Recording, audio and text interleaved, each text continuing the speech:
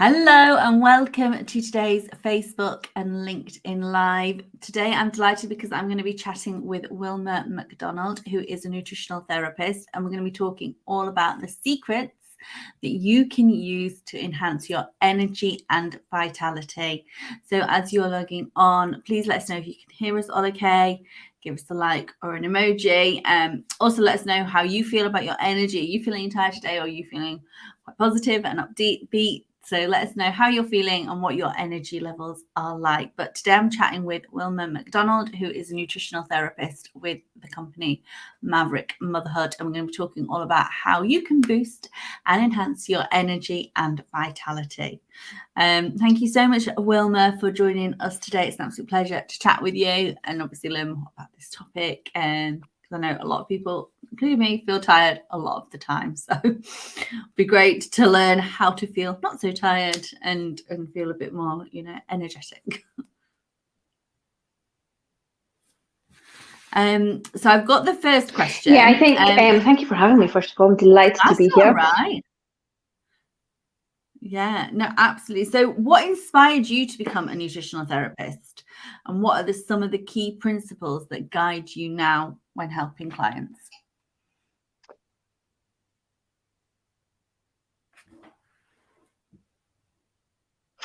Okay, so I'm not going to go into a big, long origin story because that's boring for everybody. But so I worked in banking and finance for about 15 years. And in that time, I was very much the work long hours, party hard, all that kind of stuff, burn the candle at both ends. And around, I think I was about 28 when I got diagnosed with high blood pressure, which is quite young. But I remember the doctor saying to me, if you change your lifestyle, you don't need the medication. And I was like, yeah, no thanks, just give me the drugs. If I wanted to change things, I was having, working to midnight was not unheard of. And then, going out afterwards, that kind of thing. And then probably about 4 years later, I was like, my energy was like on the floor. I just couldn't, my focus was going.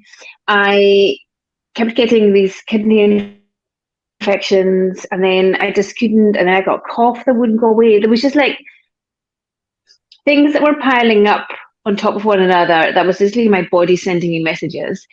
But I hadn't learned to listen or tune in because it's something we never taught. And then one night I was meant to be at my work's 5-star Christmas party, and I ended up in A&E instead because I had this awful kidney infection. And from that point in time, I was like, you know what, something's not right. And then my hair was falling out, and my hair's my thing. So I was getting developing this bald patch in the front of my head. And honestly, within a week, my cough had gone, my energy levels were going up, and my hair took a while to come back. But the change was just unbelievable. And I kind of got my own research going. I was like, you know what?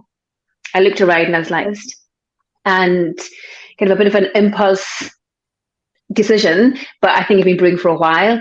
And honestly, life-changing stuff. It was just, it was hard. Studied for 3 years, working full-time at the same time in banking and finance.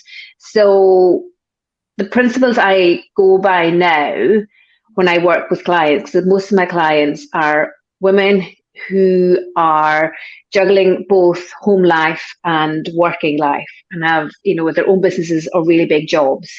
And it's kind of like they have this underlying feeling of exhaustion all the time. And we're so often told it's just the way it is, it's normal, suck it up, mum now, you're going to be tired. And that's the first principle I go to. It's kind of whatever you're told, just because something is common doesn't make it normal. So there's always something worth investigating. So I start by that first of all. We have to kind of start challenging status quo of things we've been told. And then I'm always kind of I meet my clients where they're at, because we have to start where we are, not where we want to be. And so often, and why often we fail when we're trying to change our health, is because we start about where we want to be. So we're kind of well, I'm going to go to the gym 5 days a week. I'm never going to eat chocolate again. I'm not going to drink any coffee. it's going to be kind of like, we're going to be counting calories, all that kind of stuff. We kind of just go all in, and actually we need to pull back and start really, really small and start where we are to get where we want to be. And then it's all about more, because actually we think nutrition is about less food, less fun, less pleasure. Yeah. But actually what it is it's actually more. Nobody I have met in all the years I've been doing this is eating enough. So it's like more food, more fun, more pleasure, more movement, more bowel movements, all that kind of stuff. It's all about more. So these kind of my driving principles when I'm working with somebody. I love that. Because you know what? Whenever I've done a diet like that, this is why it does sort of fail in it, because you think it's January, always January. Always January. Always January. The worst time of the year to do it, like the 5th of Jan, the worst day of the year. Right, I'm starting now. And then it's awful. And then you don't really last very long, because also I think a lot of people like I do is you feel like you work so hard for a couple of weeks and you don't see any results. You think, well, that wasn't working. I'm going to stop trying now. Yeah, and I think that's the thing. It's like I have a lot of people coming to me, but like, I've tried everything. I'm like, great, you've tried everything. So now we know what doesn't work. So let's figure out what does work. So nothing's a failure. So when people say to me, I've tried, various diet clubs or online things and just nothing works. So I'm the failure. I'm kind of like, no, these things have failed you because they don't work for the life that you have to get to where you want to be. So now you've experimented, that doesn't work. So let's figure out what does work for you and get you to where you want to be. Mm-hmm. Okay. So obviously there are different types of fatigue. What are the common types of fatigue then that people, come to you with? And how can you differentiate with what type of fatigue you've got? So there is different types of tiredness. It's the kind of tiredness that goes away after a good night's sleep. Very few people have that kind of tiredness if they have small humans, because we don't get enough sleep.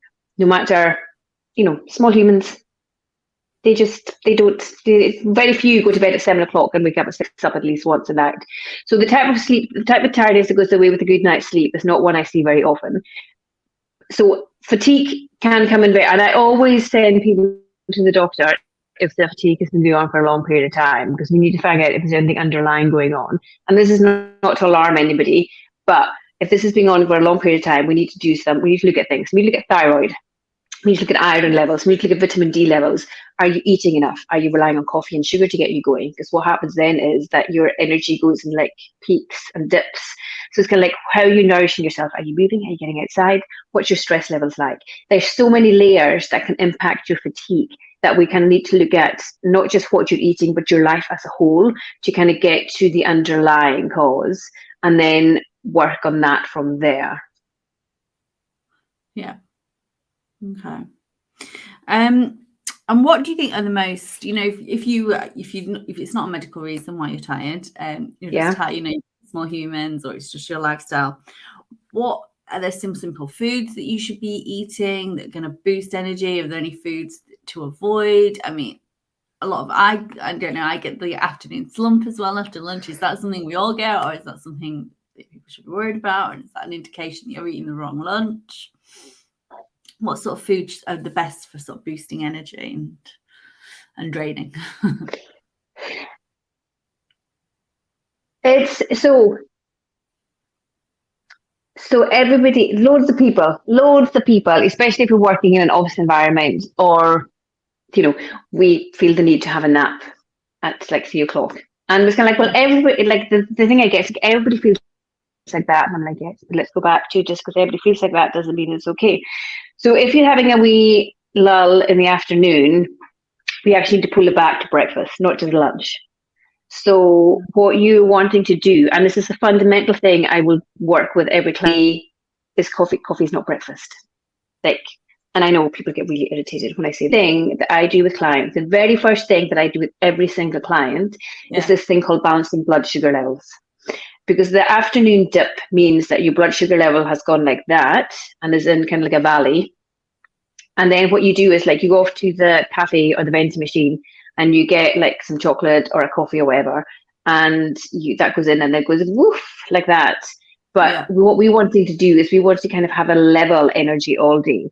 And then this all sounds a bit boring, but honestly, the changes that it can produce are outstanding. So we're looking at breakfast. So the main thing is you need to eat something before you caffeinate, because the caffeine sets you off on that blood sugar roller coaster. So we need something in our stomachs to absorb the caffeine, because that can then impact our blood sugar levels. Is that so we're looking coffee at and tea, or is that just coffee? Anything caffeinated. So that is That, because I'm a tea drinker.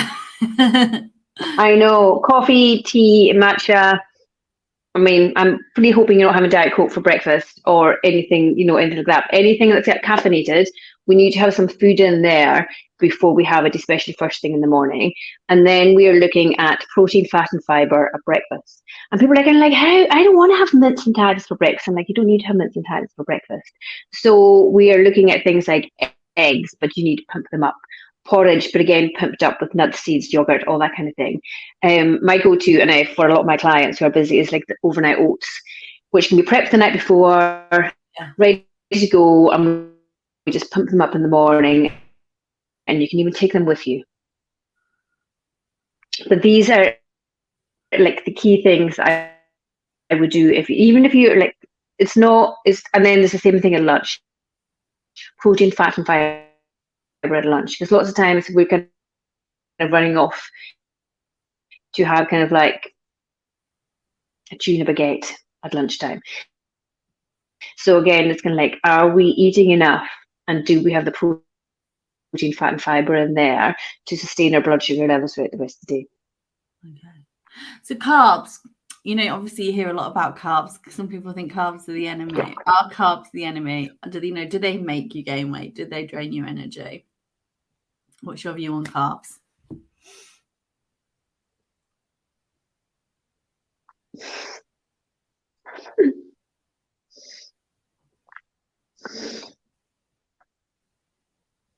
Do you want me to? I don't know if you heard that. Maybe it got cut. Carbs.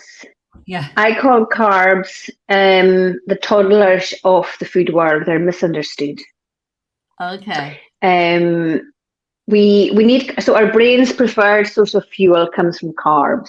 So our brain's main source of fuel is carbs. So we need to have carbs for brain fuel. The problem is that we base all our meals around carbs. So that's where we have to build what I call our energy essentials plate, where we have protein, fat, fiber, vegetables, and the carb. So I'm not saying go carb free, but just don't make them the main show on the plate. Yeah, that's a good point. I think you're right, because sometimes I think, oh, we'll have a jacket potato for tea, and then that's the main thing, and then you're thinking what goes with that jacket potato or whatever you might be having. I love potatoes, so it's hard for me with the carbs, because and what would life be without croissants anyway? Yeah, I definitely love carbs.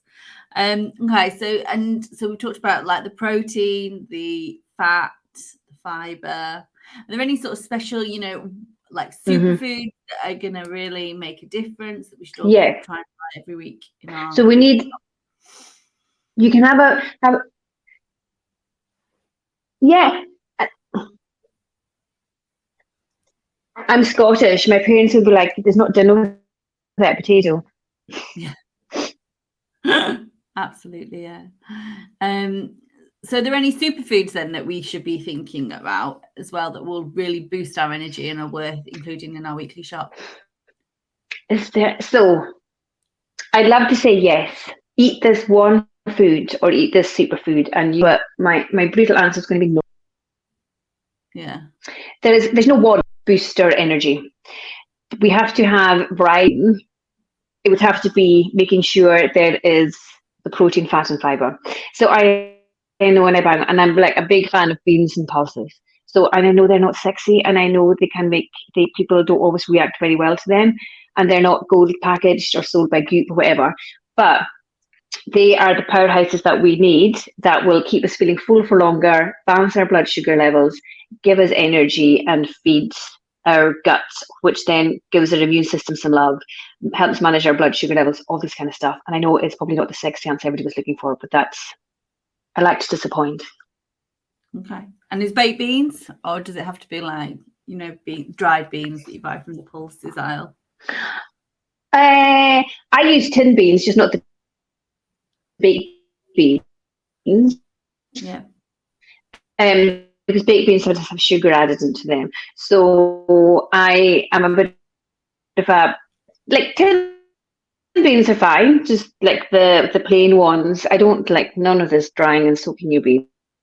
We don't have time for that. So the tin beans. So I make my own baked beans.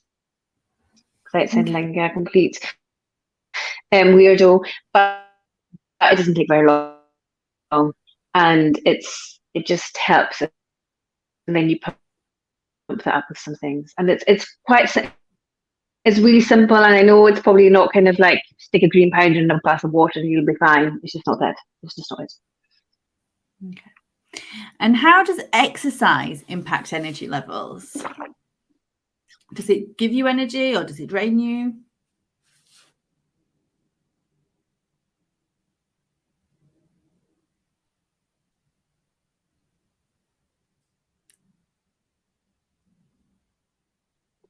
I don't know if it cut off then. So exercise.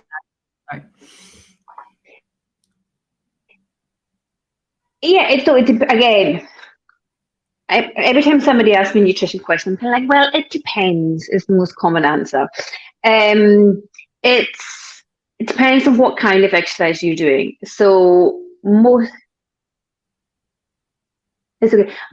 of us need to be moving more, but again, it's a type of thing. So what I want people to be doing is simple stuff, low impact, especially if you're tired. Because the last thing people will be doing is getting up at 6 a.m. and going to boot camp on the beach, which probably sounds very lovely, but it can be another drain on your nervous system. So we want to be moving. I'm a big fan of movement because it gives you the endorphin and feel good hormones, but we want to be giving our nervous system some love as well. So we'll be looking at, like, walking is hugely underrated. Things like Pilates, reformer Pilates is kind of low impact. Anything strength training, especially for women as we age, but not too heavy because we don't want to be stressing the system more. So it's kind of like you want to be doing low to medium impact, and you want to be doing something most days just to get you physically moving. But it's that double-edged sword. You need energy to start, but the more you exercise, the more energy you get. Asking questions. Yeah, I know, a little bit of a delay. Sorry, people. Mm-hmm. No, it's all right. And what about stress? Can stress negatively impact your energy levels? Yeah, it's another drain on our mental, physical, emotional energy. And the way I see it, stress is never going to go away. So we're not ever going to have stress-free lives. Small humans, jobs, all that kind of stuff. It's just not going to happen. So we need to have things in place that help manage our stress. And, exercise is part of that. And nourishing ourselves so we have a bit of resilience to deal with any kind of stress that comes our way. And, walking outside, taking a moment, if people want to meditation, breath work, all that kind of stuff, even having kind of certain music on in the background can help reset your brain waves so they're in a more calming pattern. But one thing with the food is coffee and sugar because sometimes people are kind of like, if I have a coffee, I'm kind of like feeling a bit anxious, and that's it. Like, that's you getting primed to run away from the tiger. Mm-hmm. But the tiger keeps, the tiger gives up at some point in time, but your nervous system is still going. So sometimes if we're stressed and we add coffee and sugar and carbs and things like that on top of it, it kind of just thinks that our body is tricked into thinking that we're more stressed than we actually are. Mm-hmm. So it kind of keeps the stress response going and doesn't bring us back to baseline. So we need to have tools in place to bring ourselves back to baseline. Okay. I guess those tools would be the exercise, the sleep, if you can get it, the better nutrition, and that helps them build that resilience. So when stressful times So yeah, happen. it's never one thing. It's never only the food or only the stress management. We need to look at everything that's going on with you. I love how you mentioned about how it's like getting it right is building resilience, and that resilience then helps you deal with life. And that is something that's so important, isn't it? And I think it's something we want to teach our children about, the resilience, and actually you don't realize how much this plays into that. And you've said it makes, you know, perfect sense. So and sleep, I know if you've got small children that are waking you up a lot in the night, it's difficult, but you know, how can we get better sleep? What would be your tips if you had control of your sleeping complete sleep environment? What would be your tips?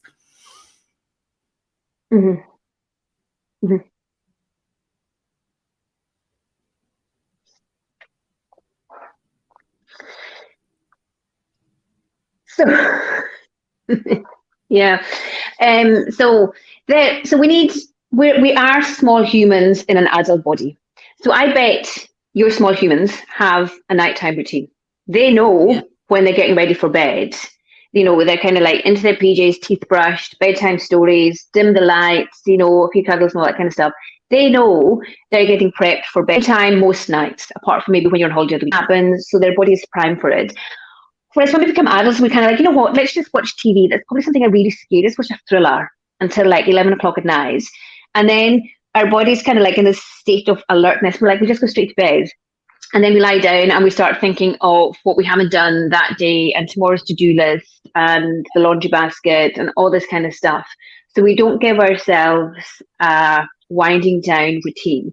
And again, it's kind of like, what do I need to do this? But you, like I say, your body needs to know that it's time for bed. So there's certain things that we can do to get ourselves ready so that our body knows it's bedtime. So things like not being on our devices too close to bedtime, which is the big one. Bedrooms are not for phones at all, or any other devices. Kind of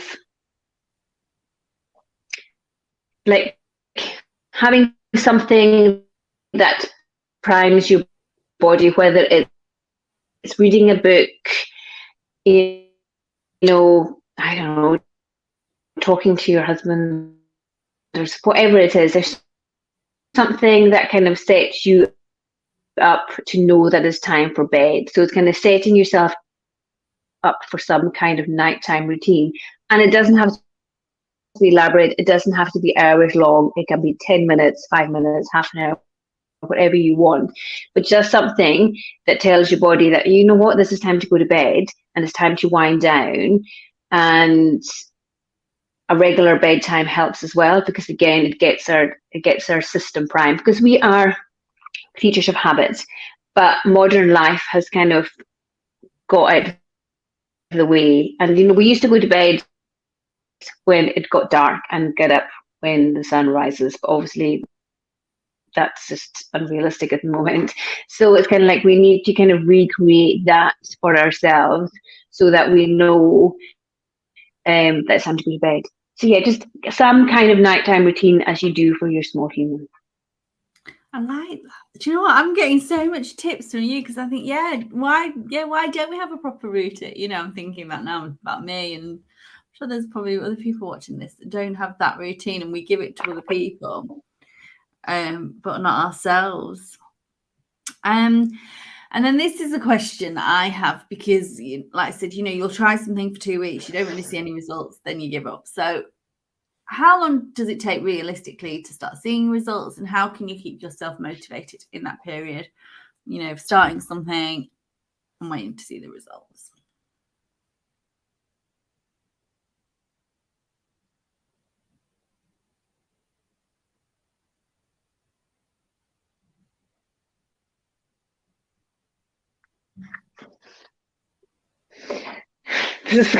I'm going to say it again, it depends. So some people see results really, really quickly, depending on what they're like before. And sometimes it takes a month or a wee bit longer to start seeing results. And the way they don't, And if they bother, just give up. You're obviously not going to be a walker. So let's just not even bother trying anymore. Let's just stop. Let's just quit. And let's just, stick with like crawling around on the floor. You give them encouragement. You give them kind of, you're just so into wanting them to achieve what they want to do. And the same if your best friend was saying to you, oh, Liz, I've tried this and it's not working. You wouldn't be like, you know what, don't bother. Just give up.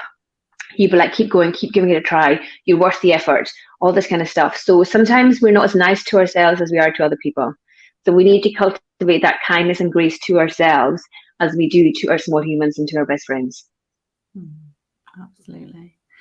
And what would be your sort of top tips then? Someone that's just decided now they want to start on a journey to energy and better well-being, what is the first step someone could do maybe today to start this afternoon or tonight? What would be something they could start? So we start small. Mm-hmm. So we're not going to have a complete and utter overhaul in the next 24 hours because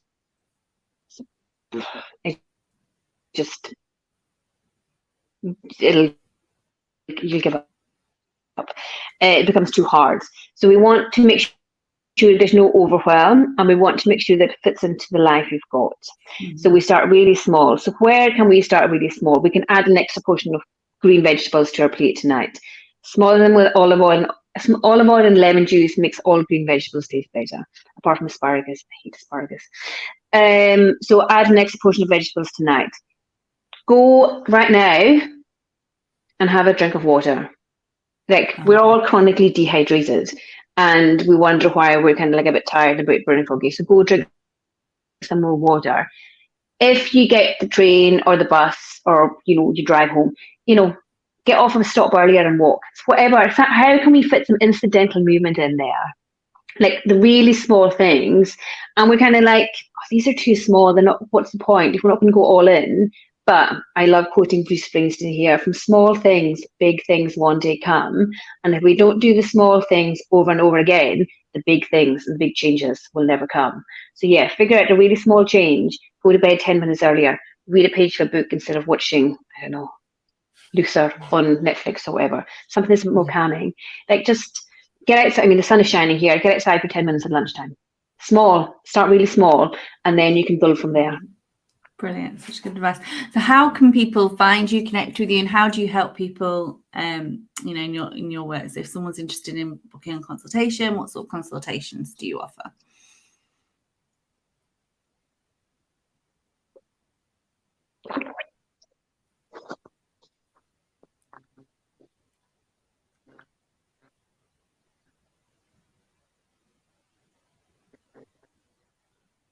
Okay, so you can find me on LinkedIn. You can go with Mixed Ideas there. It's a 3-month program because that's the minimum amount of time we need to get you where you want to be and kind of keep you there. So it's very much personalised, focused, and looks at you as a whole person. So that's my signature framework. I offer free 20-minute calls to anybody who is interested and wants to talk more about how I work, what work we do together, and what changes and transformations they can expect to see. Because I know, speaking to somebody on the internet that you've seen on the internet can be a bit weird. So I'm all on to making sure that you're comfortable and want to go ahead. Because honestly, the change that can happen is massive and it impacts all areas of your life. Exciting. Brilliant. Well, we'll put all the links in the show notes. Thank you so much, Wilma, for joining us today. Thank you for everyone that has watched. If you've got any questions, you can, if you're watching this live or if you're now watching this on the replay, please pop the questions in the comments because we do check them afterwards. And the replay, like all the others, will be available on the Investing in Women website too. So thank you so much, Wilma, for joining us today.